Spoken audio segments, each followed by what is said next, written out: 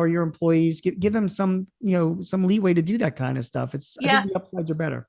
And look what happened, right? So they spent a little bit of money. Yep. Now they are written up in this book Yep. that people are reading all over the world for, Yep. which is free positive marketing, Yep. And so I think that part of creating a courageous culture is to say, people might come up with an idea and we're willing, as long as we give them the guidelines. I think where it could go south is if you don't give people the guidelines. Right. So, we were working with one company that actually called us in to help them rein it in a little bit. Right. So they had been so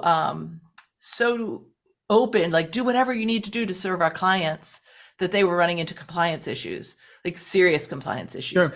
And so they're like, come help us create clarity about where when you can innovate, because they didn't want to shut it all down, but they needed to rein it back in. And so I think that's really what you've got to make sure that people understand the why behind your policies.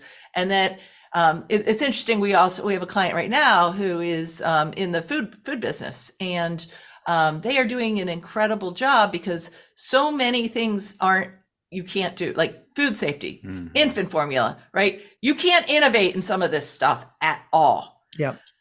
But they still want people's ideas, so that they're really clear. Like, here are the areas that we're not messing with this. You have no leeway whatsoever to do anything with this.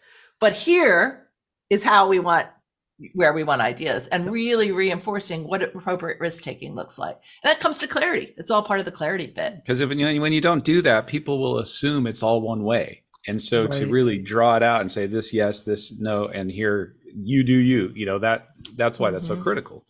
And also, I think it's also important to say that people are going to make mistakes anyway. So you are still taking, even when you give people guidelines, I mean, 100%. So you have to be flexible. And you see, like, if you're taking a risk, because the reward should outweigh the risk, but there could be a little bit of cost. And as a manager or an owner or a leader, you have to accept that, and not freak out when somebody does say or do the wrong thing. It's just going to happen.